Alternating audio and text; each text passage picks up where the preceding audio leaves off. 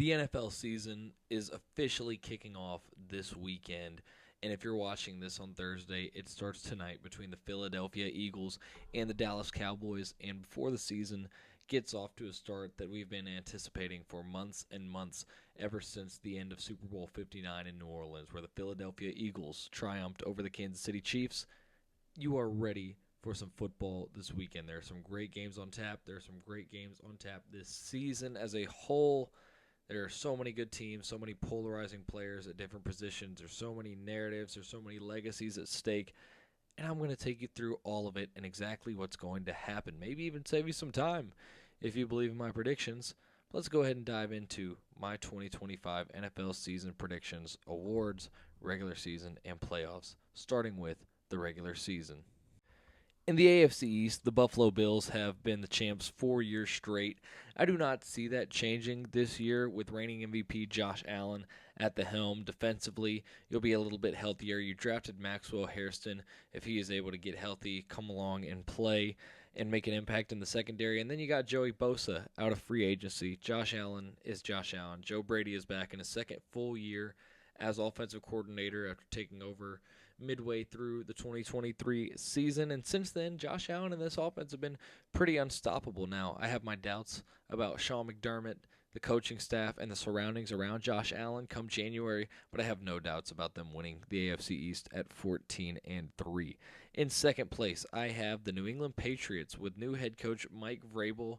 Patriots will take advantage of a very bad schedule this year. They got a last place schedule. They were a last place team, but they've put some help around Drake May as best they could with the money and assets they had to spare this offseason. They brought in Stephon Diggs, who I don't necessarily think is going to be an elite receiver as he once was, but I think is a good bridge, good building block, and more importantly, better than anything they had last year. They added Mac Hollins. They added Kyle Williams in the draft, who's a promising rookie. Even Efton Chisholm, who made his way onto the roster, could see some minutes. The defense should be much improved after some investments there. Milton Williams on the D-line, Carlton Davis in the secondary, Robert Spillane at linebacker. I have the Patriots going 10-7. Oh, and don't forget Travion Henderson and Will Campbell on the offensive side of the ball, who they just drafted to put with Drake May. Drake May is a great quarterback. I've got the Patriots second at 10-7. Third place, I've got the Miami Dolphins. They are not going to be good. Might I even go as far to say that they are winning 4 games this year? That's right, 4 games. They added a little bit aging Minkah Fitzpatrick in the secondary after departing from Jalen Ramsey. Tua Tagovailoa has not been healthy or consistent over the last couple of years.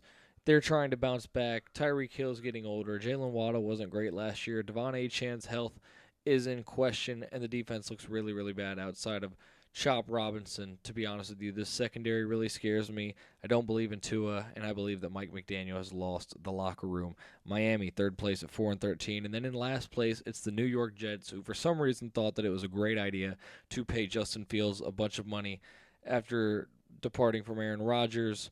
I don't see that working out. Garrett Wilson's a good player. Sauce Gardner is a good player. Quinnen Williams is a good player. But outside of that, this Jets roster is not really good. They brought in Armand Membu as a rookie tackle who they're trying to get paired up with Fashanu, who they picked from Penn State last year. But this Jets team just isn't going to be very good. And in a long history of last place seasons, another one is on the way for the New York Jets. In the AFC South, in last place, I have the Indianapolis Colts at 3-14. The Colts are going to be really bad. I know they've got some solid skill players, but Daniel Jones or Anthony Richardson is maybe the worst quarterback situation in football. I firmly believe that this team will have a top 3 pick. There's not a whole lot to be inspired by. The pass defense should be better after being god-awful last year. They brought in Charvarius Ward. They brought in Cam Bynum. They've tried to make some moves, and I do think Tyler Warren is a really exciting young Swiss Army knife, but I don't think with this quarterback play he's going to be setting the world on fire the same way Brock Bowers was last year, but we shall see. In third place, I have the Tennessee Titans winning 4 games. Look, the Titans, they brought in Cam Ward. He's got some decent surroundings. They invested in the offensive line. You know, they've got Calvin Ridley, who's going to get a million targets out there, Tony Pollard, Ty J. Spears. And then on the defense, you've got Jeffrey Simmons. After that, who else do you have? I think that this season for the Titans will be about seeing how Cam Ward looks week to week and setting the tone off right for his career. I think Brian Callahan and company know that this is not going to be an overnight success story. In second place, my first controversy of the video here possibly is the Houston Texans at 7-10.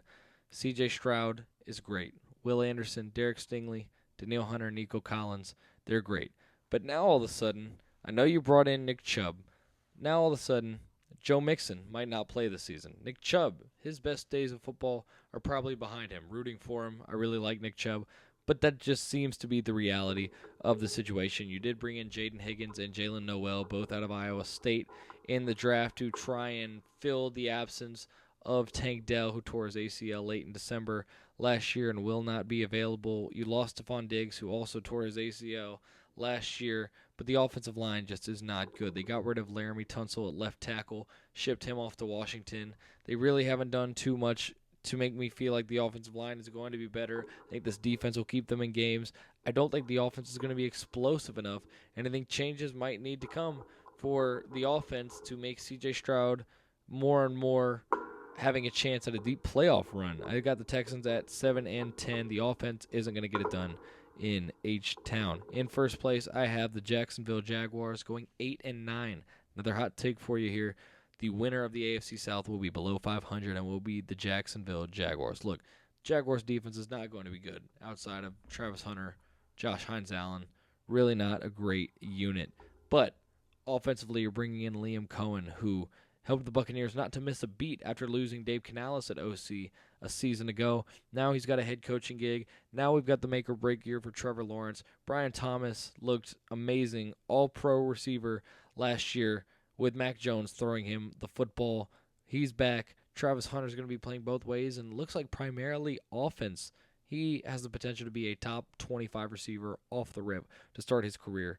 And because of that, because of the explosiveness that this offense could have, I've got the Jaguars winning the AFC South at 8-9 and making it back to the playoffs for the first time since 2022. In the AFC North, in last place, I've got the Cleveland Browns. Look, I'm a huge Joe Flacco believer. The Joe Flacco insanity run late in 2023 for the Browns was amazing. They did drop the playoff game to Houston, but now Flacco's back after spending a year in Indianapolis, and he is the starting quarterback. And I've got news for you, Shedeur Sanders fans. Even if he does not do well, Dylan Gabriel's going to get that first call out of the bullpen, but the Browns as a whole just don't have enough talent. Jerry Jeudy had a great year last year with Jameis Winston at the helm. You got Myles Garrett, who you just locked up with a long-term deal. You've got Denzel Ward. You just drafted Mason Graham, the 3-tech out of Michigan, to be part of that future D-line with Garrett throughout the life of his extension. And I just don't see it for the Browns this year. I think the defense could be solid. Don't think the offense is going to have nearly enough. Cedric Tillman is the number 2 wide receiver there. There's not really a whole lot of weapons. I do like David Njoku, but he's not moving the needle from a bad team to a mediocre team. This team is going 3-14. They will be in contention for a top pick once again next year. In third place, I've got Mike Tomlin having his first below 500 season with the Pittsburgh Steelers. Now, you might say, Brady, they brought in Aaron Rodgers. They brought in DK Metcalf. They're going to be way better than the offense last year. And to be honest with you, the Steelers were pretty middle of the pack offensively, statistic-wise, EPA, scoring, things like that. For the Steelers, they were around the midway point in the league. And not to say that they can't improve a couple of spots, but do you see Aaron Rodgers and DK Metcalf being a top 10 defense? Do you see them, or top 10 offense? Sorry. Do you see that? I don't see that personally. I think the Steelers and Rodgers and Mike Tomlin have all had their best days in the past. Aaron Rodgers looked horrible for the Jets last year. And another hot take incoming here, Mike Tomlin will not be the head coach for the Pittsburgh Steelers after the 2025 season. The defense did add Jalen Ramsey. They've got TJ Watt. They're trying to work on contract issues with Cam Hayward. The defense will be good. The offense, at best, will be the third best in this division. Then you've got the Cincinnati Bengals. I know the Bengals' defense is horrible, but Joe Burrow, Jamar Chase, T. Higgins, that offense, they're going to find a way to win enough games, especially playing a third-place schedule this year. I think the Cincinnati Bengals are going to have a really good year, offensively at least. I've got them finishing second in the division with an explosive offense. Joe Burrow, Jamar Chase, T. Higgins, they should all repeat what they're doing. And after the defense was able to get things done with Trey Hendrickson and Shamar Stewart, despite really murky negotiations, the defense at least got a little bit better on the front So we'll see how it looks for them, but I do have them in the number 2 spot. And then in the number 1 spot, the driver's seat in the AFC North, once again, it's going to be the Baltimore Ravens at 15-2. Look, the Ravens are just straight up dominant. They've got Lamar Jackson. They've got Derrick Henry. They've got a really good offensive line that should be improved this year. They brought back Ronnie Stanley at left tackle. Tyler Linderbaum becoming one of the best centers in the NFL. Rashad Bateman finally showed up to the party last season. Zay Flowers is going into year 3. And by the way, he did not play in the playoffs last year. Defensively, you drafted Malachi Starks and Mike Green, possibly 2 of the 8 best defensive prospects in the draft. You got Jair Alexander if he can stay healthy. You've got year 2 of Nate Wickens. You've got Kyle Hamilton, who you just locked up. Marlon Humphrey was an all-pro last year in the slot. Matabike on the D-line. Van Noy. There's so many riches on this team. They've got year 3 in the Todd Monken offense, and I think the Baltimore Ravens are going to be a wire-to-wire phenomenal team and win the AFC North. Ravens, back-to-back AFC North champs, back-to-back, I believe it is. AFC West, this should be one of, if not the most fun divisions in football, and it starts with the Las Vegas Raiders in last place. They're going to be one of the better last place teams in the NFL. The Raiders brought in Pete Carroll as the head coach. Obviously, he's not a long-term guy there, but I think he's going to be a good stepping stone. Same with Geno Smith, their new quarterback that they brought in to pair with Brock Bowers, Jacoby Myers. Now you've got Ashton Genty in the backfield, who was just unbelievable last year in college. Top 10 pick in the NFL draft. But I don't see enough on the defense. Besides Max Crosby, you don't have Christian Wilkins anymore. I don't love this defense, and in such a competitive division, it seems like the least talented of the 4 teams to me. Put the Raiders in last place. Third place, I've got the Los Angeles Chargers going 12-5. Justin Herbert in year 2 with Jim Harbaugh, I think, is going to look even better. Year 2 of Vlad McConkey as well. You drafted Trey Harris. Maybe Quentin Johnston comes along. We will see. Amarian Hampton, you got him out of North Carolina. He's going to be a baller at running back, and if he can squeeze anything else out of Najee Harris, that's even more of a plus. The defense should be really good again. Khalil Mack is back. You've got a good unit there that played really well last season, including down the stretch. I've got the Chargers third place at 12-5, and Justin Herbert playing some of his best football this season. In second place, I've got the same record for first place and second place. This might be a bold one. I've got the Broncos at 13-4 in second place. Look, Bo Nix is going to take a stride, I think, especially with a coach like Sean Payton. I wish that they had added somebody out of the Y, whether that was Luther Burden or Colston Loveland, Emeka Egbuka, somebody like that they can put on the inside, receiving threat-wise, and kind of help Cortland Sutton out a little bit. They did add Evan Ingram at the tight end spot, but that's not exactly what I'm meaning with that. But I do think the offense takes a step forward. They got J.K. Dobbins now and R.J. Harvey, both new in the backfield. And then the defense. That's the real story here. The defense was the best in the NFL last year. Vance Joseph is in the running for assistant coach of the year. You've got Zach Allen, Nick Benito, these young guys that really came onto the scene last year. And then you add Talanoa Hufanga, Dre Greenlaw. You draft Jahdae Barron in the first round out of Texas to play corner. You've got the reigning defensive player of the year in PS2. I think it's going to be a really, really good year for the Broncos. And what I've likened the Broncos to is like those 2010s Ravens teams that used to pester the Patriots and give them battles. They're in the same division as their rival, unlike the Ravens and the Patriots were. But I think the Broncos blueprint should be becoming that Ravens type of team for Mahomes and the Chiefs over the next few years. We'll see what happens with that. But speaking of Kansas City Chiefs, I mean, how can you pick anybody else to win this division? They're going 13-4. They're winning the tiebreaker with Denver. Patrick Mahomes and the offense should look better than they have the last 2 years, especially once Rashee Rice gets back from his 6-game suspension. Pacheco is healthy. You still got something in the tank from Travis Kelce. You see it at times. He kind of just has to pick and choose his spots. But then defensively, you've got Karlaftis, Chris Jones, Trent McDuffie. You've got a motivated team, a motivated Andy Reid and Patrick Mahomes and Travis Kelce, especially the newly engaged man. Everybody loves that. KC, 13-4, AFC West champs once again. It hasn't not happened with Mahomes. It's not going to not happen this year. Kansas City.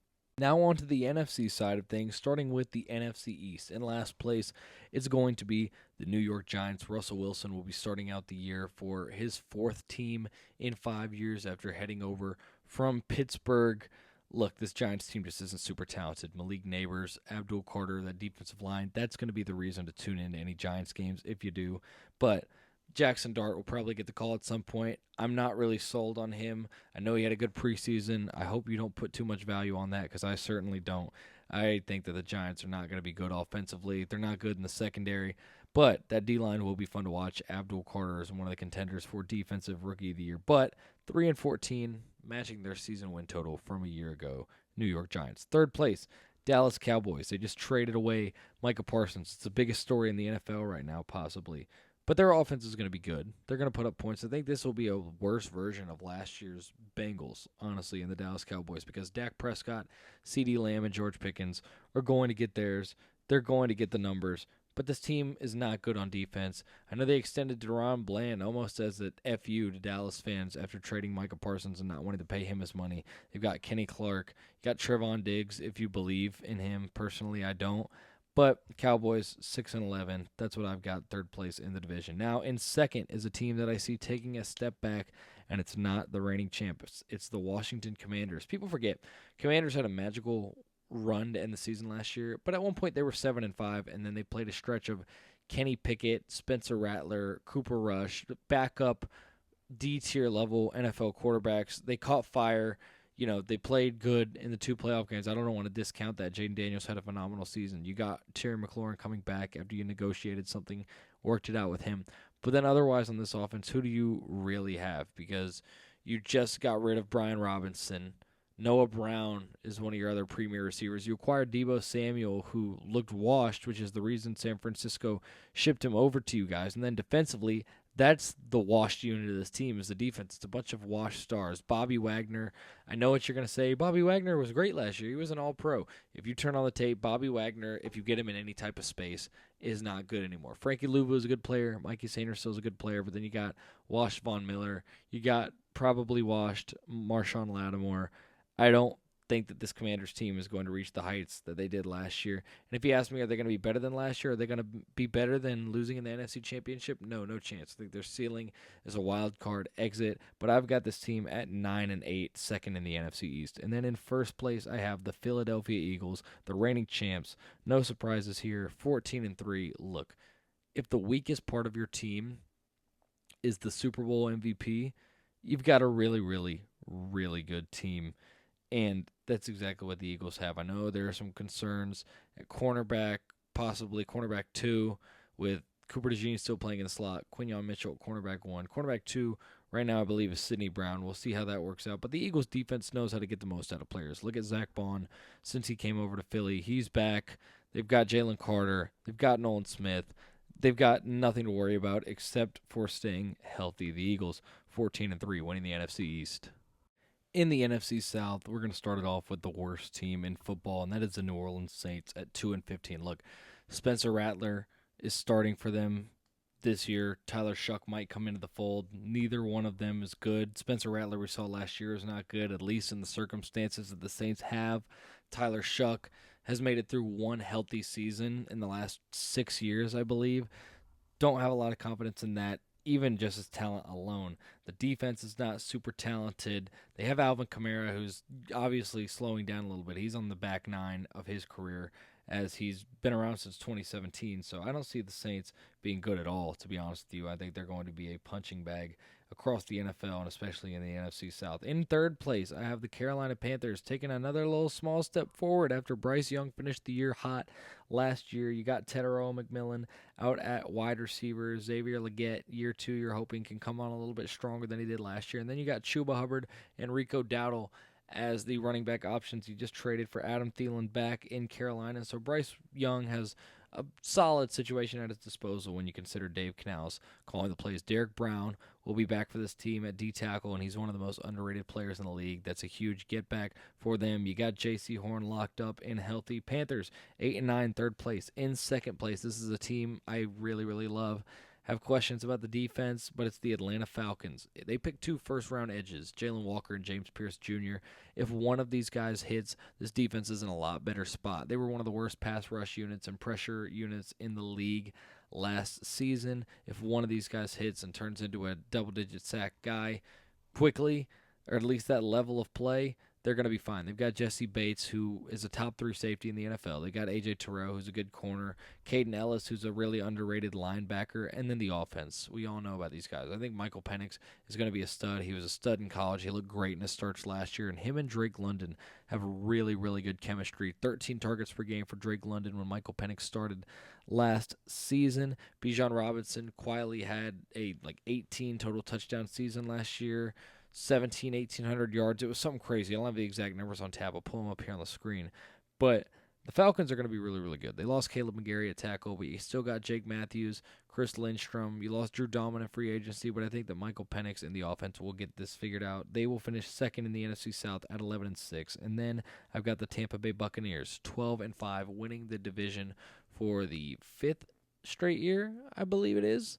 For the Tampa Bay Buccaneers, they've won it every year since 2021. That is going to continue this year. You brought in Emeka Egbuka out of Ohio State to play wide receiver for you. Chris Godwin is not going to be available at the beginning, but you've got Mike Evans. You got Bucky Irving. Baker Mayfield's been a stud since coming to Tampa Bay. There are some concerns around this defense. You do have Hassan Reddick, who you're hoping can get back to where he was a couple of years ago. For you off the edge, you got Vita Vea clogging up the middle. You got some DBs with some high upside, although maybe not the most consistent, and Levante David is a dog. Give me Tampa Bay once again, 12-5, winning the NFC South. Then you've got the NFC North, and I've got my most scorching hot take. I believe it's the Minnesota Vikings in last place at 5-12.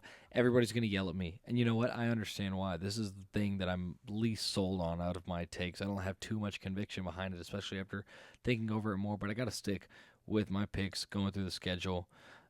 Minnesota Vikings, I just don't believe in J.J. McCarthy. I think he's got tools. If he proves me wrong, then great for them. They do have a great surrounding nucleus for him. Jefferson, Addison when he's back from suspension, Hawkinson, Aaron Jones, Jordan Mason. You added Will Fries and Ryan Kelly to an O-line that was already pretty good last year until the end of the year. Christian Darrisaw is on his way back.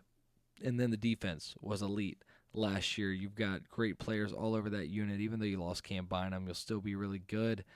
I just can't buy into J.J. McCarthy. There's going to be too many close games where it comes down the stretch and J.J. McCarthy is not able to win the game for these guys. They had a lot of really good one-score game luck last year. Sam Darnold had a career year. J.J. McCarthy could elevate to that level with Kevin O'Connell, and if that's the case, he truly might deserve Coach of the Year back-to-back. But Vikings last place. Bears coming in at third place, 7-10.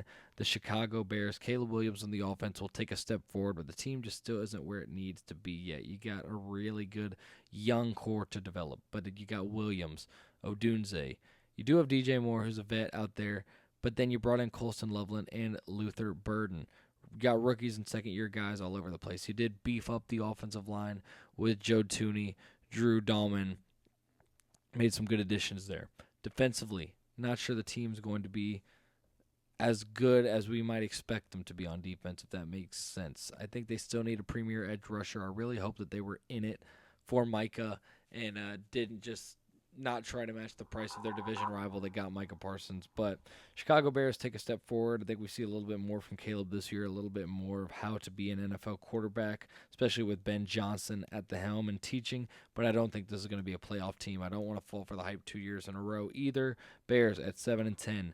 Now, second and first place, honestly, are pretty interchangeable here. But I've got the Green Bay Packers in second place.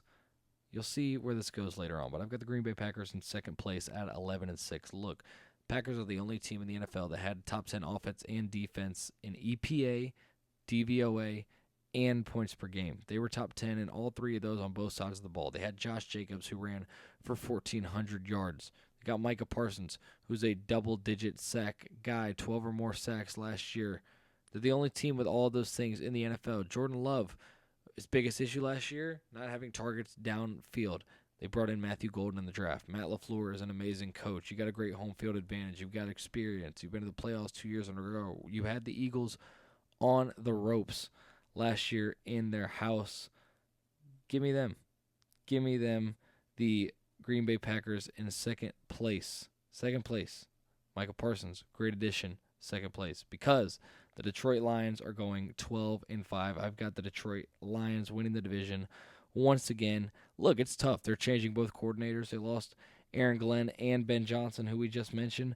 but there's still a lot of really good players on this team. Panay Sewell might win the Protector of the Year award. You got Jameer Gibbs in year 3. He's going to unlock a new level. David Montgomery right behind him. Jamison Williams has been steadily climbing in his development.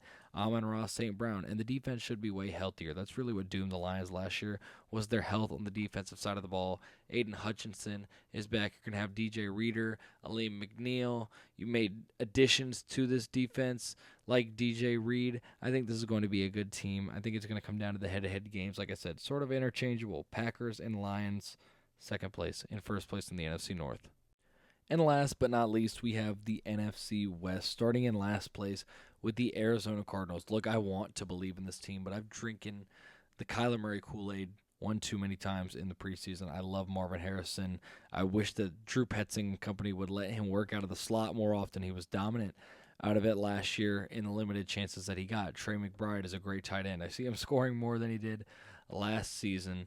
And the defense did make improvements. You got Walter Nolan, who does start the year on the PUP list. You got Josh Sweat. You drafted Will Johnson, who, if he's healthy, is going to be really, really good, in my opinion. But this division is really tough. Kyler Murray is not great down the stretch in close games. And I still don't fully trust the defense, to be honest with you. You're banking on Will Johnson, or else the corners are not going to be really good on that team. Budda Baker's great, but he can only do so much, and we will see if they can rush the passer. I've got the Cardinals in last place. I've got the Seahawks in third place at 6-11. Mike McDonald still building a foundation over there. And they went and got some guys who I'm not sure I would have invested in, but I understand why they did. They moved on from Geno Smith. They brought in Sam Darnold. They gave Sam Darnold the bag after his season last year. Darnold is the new man in Seattle. You got JSN out there, but you got rid of DK Metcalf, as we mentioned earlier, to the Pittsburgh Steelers. DK Metcalf no longer there. Tyler Lockett, longtime Seahawk, no longer there. You got JSN, and then you got Cooper Kupp, who I think is on that washed alert. Cooper Kupp kind of on a washed alert. The offensive line did add Grazabell at guard out of North Dakota State, and then defensively, you've got DBs like Reek Woolen, Devon Witherspoon. You got Leonard Williams on the D-line. Ernest Jones, who you acquired last year, has been phenomenal. Mike McDonald and the Seahawks had a defense that was really, really good after the bye last year. Top 5 in EPA after the bye last year. I've got the Seahawks at 6-11, third place in the NFC West. San Francisco 49ers in second place. This is another division where I've got the same record, first and second place. Two really, really good records. 14-3 is where I have the San Francisco 49ers finishing in second place. Niners got a really easy schedule, last place schedule, I believe it is. After last season, Brock Purdy is going to have a little bit healthier situation around him. George Kittle should be healthy. Christian McCaffrey should be healthy. Ayuk is going to come back and hopefully hit the ground running. We'll see about Ricky Pearsall. Remember, he got shot right before the season last year. I'm not making excuses for the guy, but seriously. And then you bring in Robert Saleh back as the DC. He was obviously the defensive coordinator before taking that Jets job in 2019 with the 49ers. And I think this defense can be really good with Bosa, Warner, and some of those key guys still there. Diamado Lenore turning in one of the league's better cornerbacks. I think this team can be really, really good. But the LA Rams are going to win this division. The Rams, they brought in Devontae Adams. You got the duo with Puka Nacua, Matthew Stafford. It could be his last ride as far as we know. You've got Jared Verse, one of the best young pass rushers in the game. Sean McVay, one of the best coaches in the game. And what do we know about Sean McVay? He owns Kyle Shanahan in the big games. It's going to come down to the head-to-heads once again in this division, and it's going to be the Los Angeles Rams taking the NFC West. Now, let's get to the playoff picture and then the awards before we go through the playoff games. Starting in the AFC, the three teams that are just going to miss out on the playoffs that are going to be on the outside looking in. Number 10, the Houston Texans at 7-10. Number 9, the Las Vegas Raiders at 8-9. And then number 8, just missing, the New England Patriots at 10-7. 7 seed, we've got Cincinnati at 11-6 after finishing second in the AFC North. At the 6th seed, we have the Los Angeles Chargers at 12-5, third place in the AFC West. And then the number 1 wild card, the 5 seed, is the 13-4 Denver Broncos, the runner-ups out of the AFC West. As the 4 seed, we've got the Jacksonville Jaguars at 8-9 AFC South champs. 3 spot, Kansas City Chiefs, 13-4 AFC West champs. The 2 seed goes to the Buffalo Bills, 14-3 AFC East champs. And the number 1 seed in the AFC and overall is the Baltimore Ravens at 15-2. In the NFC, it's the 10 seed Chicago Bears at 7 and 10 missing. We've got the number 9 Carolina Panthers at 8 and 9 missing, and then the Washington Commanders at 9 and 8, just on the outside looking in. So both Drake May and Jaden Daniels, in my opinion, the two best quarterbacks so far from the 2024 draft class, will both be missing the playoffs by a game as the 8 seed. In the NFC, as the 7 seed, I've got the Atlanta Falcons at 10 and 7. Number 6 seed, the Green Bay Packers, the runner-ups out of the NFC North at 11 and 6. San Francisco 49ers, second place in the NFC West. They'll be the 5 seed at 14 and 3, a 14-win wild card. 4 seed in the NFC is 12 and 5 Tampa Bay, winners of the NFC South. Third seed, Detroit Lions, winners of the NFC North at 12 and 5. Second seed, the reigning champion Philadelphia Eagles at 14 and 3, and then your number 1 seed with home field advantage throughout the NFC playoffs is the 14 and 3 Los Angeles Rams. Now for my awards before we get into these playoff picks. For the Protector of the Year, this is a brand new award, and we'll see whether they want to base this off of legacy after Deion Dawkins and others campaigned for this award to become a thing. But I think that the best protector in the league that should win this year is going to be Penei Sewell of the Detroit Lions. I think they're going to be another bruising offense with a great run game. He's going to be great in pass pro. He's a leader of that team. Penei Sewell. My runner-up, though, is Joe Alt after having to switch to left tackle due to the Rashawn Slater injury. Comeback Player of the Year, I've got Christian McCaffrey winning the award. I think he's going to be a big spark plug to a good 49er offense that, again, is going to have a lot of team success. My runner-up, though, Aiden Hutchinson, another Detroit Lion coming back off that injury. Coach of the Year. This is a tough one because this is usually coach of the team that overachieves more than they were supposed to, and I think that's going to be Mike Vrabel of the New England Patriots. They're going to miss the playoffs. They're going to go 10 and 7, but they went 4 and 13 a year ago. More than doubling your win total in year one as a head coach with these young players that you helped draft is more than enough, I think, for him to get the award, especially after we've seen him win it in Tennessee by doing more with less, the same way he would be doing in New England in year one. My runner-up is Sean Payton. I think the Broncos should be even better than last year. I think Sean Payton's a great coach, and I think he's integral for the development of Bo Nix. Defensive Rookie of the Year. I've got Abdul Carter as the winner of that one. I mean, it's sort of just the obvious one, right? It's staring you in the face. I like Travis Hunter, but we don't even know how much defense he's going to play. I think he's going to be phenomenal on the offensive side of the ball. But I've got Abdul Carter of the New York Giants. If he gets double-digit sacks, that'll pretty much do it. And then I got Mike Green as my runner-up. I think he'll be a sneaky, really good part of a really good Baltimore Ravens defense. Offensive Rookie of the Year. Just mentioned Travis Hunter. Well, that's who it's going to be. As the number 2 receiver with Brian Thomas Jr. in that Liam Cohen offense, he will instantly become one of the best wide receiver 2s in the NFL. Travis Hunter is going to be your Offensive Rookie of the Year, but I think another Patriot, Trevion Henderson, is right behind him as my runner-up. He returns kicks. He's a great third-down pass blocker, runs the ball well, three-down back. There's nothing not to like about him. Fast and physical, but he's not going to win it because Travis Hunter is one of one, and he's an absolute alien. If you've watched my channel, you know how I feel about Travis Hunter. Now for the big 3 awards. Defensive Player of the Year. I had Jared Verse as my winner. I was all set to pick him.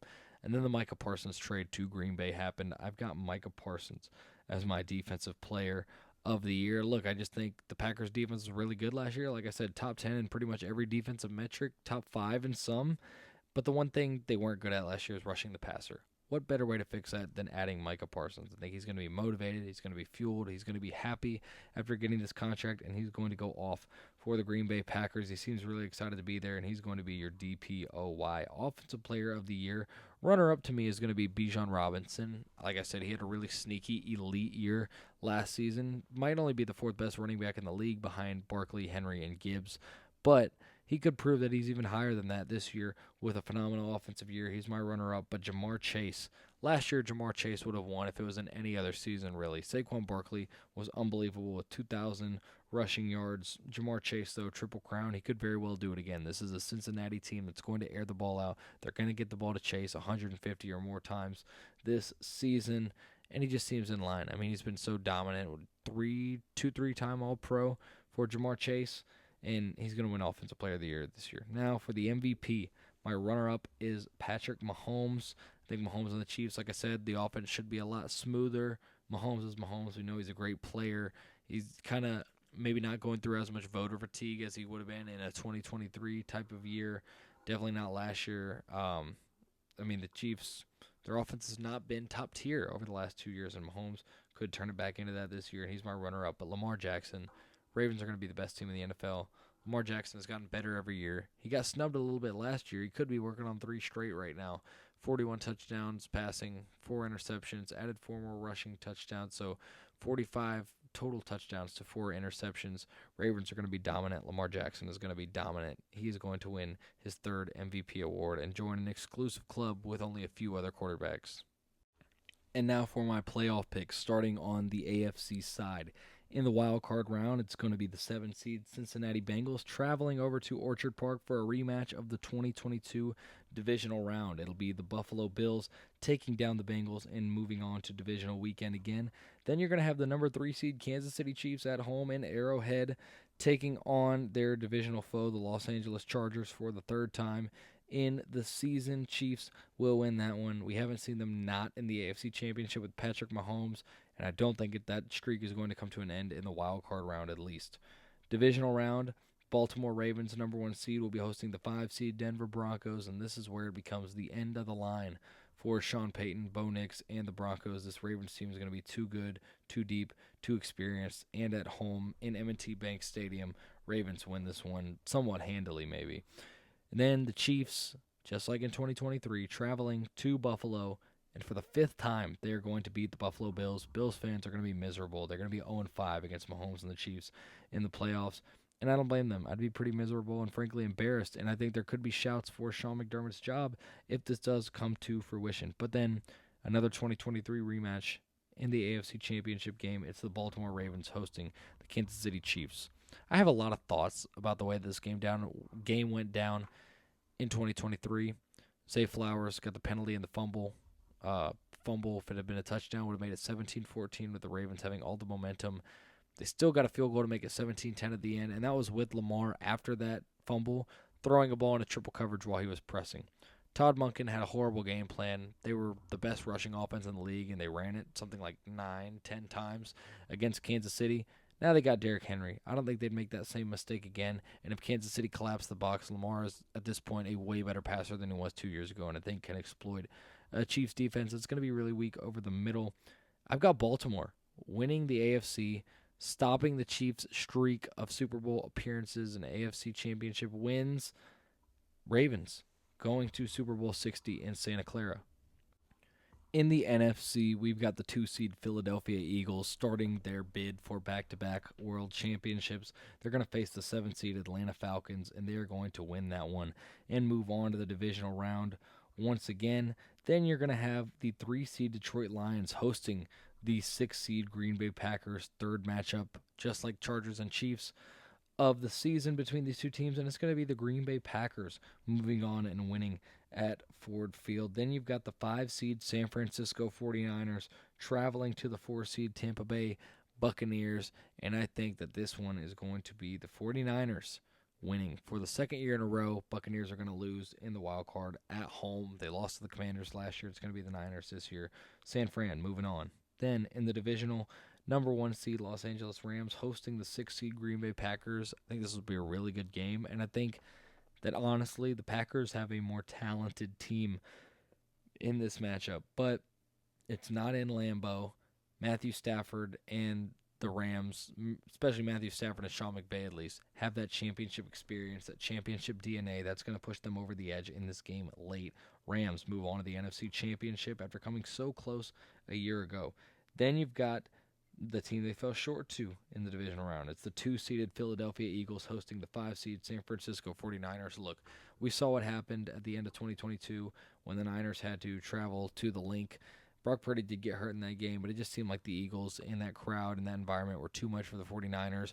With a less talented 49er team, even without Brock Purdy getting hurt, I don't think the Niners are going to be able to win this one. Eagles moving on to the NFC Championship, which means we have a rematch of the 2024 divisional round in Philadelphia where we had that snow game where Saquon went off. Rams came so close to winning it at the end. Couple big plays by the Eagles defense down the stretch. But the Rams were really, really close. And if it hadn't been a snow game, you can make the argument the Rams do win that game. They're going to be really motivated. They're going to be 1 seed. They're at home. But it's still the Philadelphia Eagles. The Eagles are still the best team in the NFC. They've seen this team twice at this point in the last year. Heading into this season, they'll be ready. They've got the immense talent advantage. Their offense should be able to exploit the Rams defense, and it's going to be the Eagles for the third time in 4 years heading to the Super Bowl.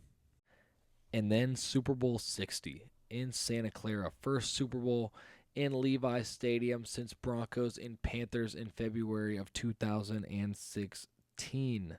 10 years later, it's going to be the Baltimore Ravens and the Philadelphia Eagles. Eagles going to be looking to be the second straight team to go back-to-back in terms of Super Bowl wins right after the Chiefs did it in 2022 and 2023. But they are going to fall just short as Lamar Jackson, in an MVP season, wins his first ever Super Bowl and World Championship, putting him as maybe one of the 10 greatest quarterbacks to play the game before reaching the age of 30 with 3 MVPs and a Super Bowl win. Lamar Jackson and the Ravens are going to win it all. If this isn't the year, I don't know when it is. And I think the Eagles are going to be a very formidable opponent. It will be a very, very close game, but I've got the Ravens winning this one. The Eagles are going to be like the 2014 Seahawks. They're going to lose late, trying to go for the back-to-back. Not going to have the same fate that Kansas City did in 2023. And it's going to be the Baltimore Ravens winning Super Bowl 60. And that is what is going to happen in the 2025 season. Let me disclaim, this is not gambling advice, but all that being said, my predictions are 100% accurate. Promise. There will be nothing that I regret midway through the first quarter of week 1. I promise, no. But if you enjoyed this video, if you stuck around this long, I thank you. I appreciate it so much. If you could subscribe, leave something in the comments, leave a like on the video, anything if you enjoyed this video. I'm super pumped to be bringing you guys content throughout the season. College football season's already started. We put some videos out on that, and more NFL stuff is going to be coming your way, starting after Thursday night's game between the Philadelphia Eagles and the Dallas Cowboys.